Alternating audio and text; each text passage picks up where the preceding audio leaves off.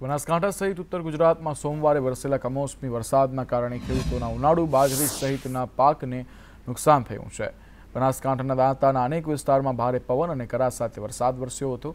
આ ઉપરાંત અમીરગઢ વડગામમાં ભારે પવન સાથે માવઠું પડ્યું હતું। માવઠાના કારણે ખેડૂતોના ખેતરમાં ઉભેલા ઉનાળુ બાજરીનો પાક નમી જતા ખેડૂતોને નુકસાની વેઠવાનો વારો આવ્યો છે।